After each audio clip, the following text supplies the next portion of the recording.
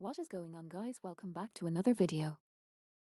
I apologize for my use of a text-to-speech program for this video, but I once again am in a situation where my recording space has been taken over.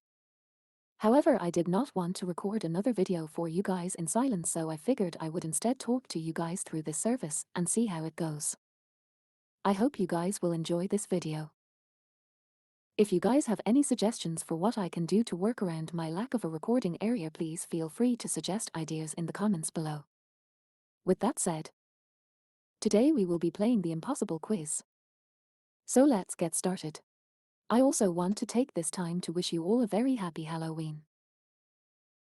I was originally planning to do something a little more Halloween related for this video, but I was not able to get anything together to make it work.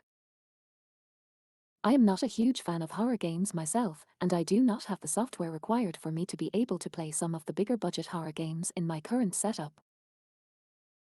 I also considered the idea of telling a few ghost stories because I do love telling stories to people, but not being able to talk has made that quite difficult for me to pull off.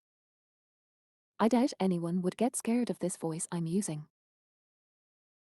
So I ended up deciding I would instead follow through on a promise I made to a very special friend of mine and play the impossible quiz as I just talked to you guys.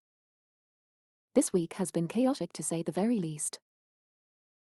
I can admit there were points in it where I just wanted to be able to lie down and get some rest, but I couldn't.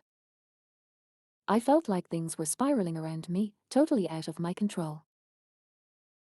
It hurt for a long time, even more so when things that used to feel so far in the distant felt like they were just around the corner. It took me a while to more or less sort everything out, but I remembered something that I should have kept in mind before any of this started. I have this tutor who I love so much.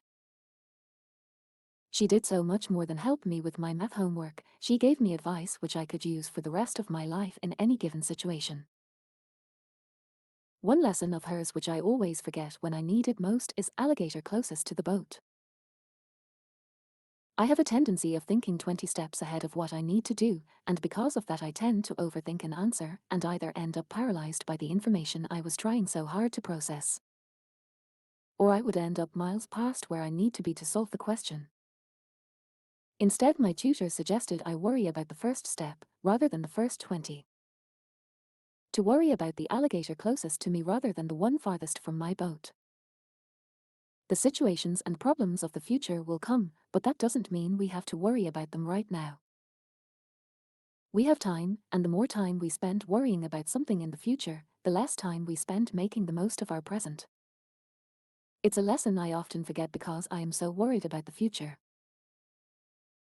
I am always worried that one mistake will leave me so far behind everyone else around me that I need to think ahead just to stay on track. I am always worried about being behind because I am worried about one day being left all alone. Over the course of my life, I have grown to treasure my friends more and more. I owe so much to my friends, more than I could ever express in a single video. This week was a reminder of that as they helped me to navigate this crazy week and helped to keep me sane. To the friends of mine watching, thank you.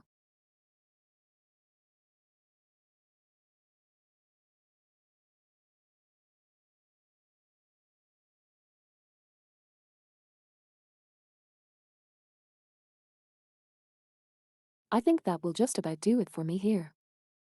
Thank you guys so much for watching me play the impossible quiz, and thank you all for listening to me ramble for as long as I have. I am sorry again for the text-to-speech voice, but I think things went pretty okay, all things considered. I hope you guys enjoyed this video, and I hope you guys will join me in the next one.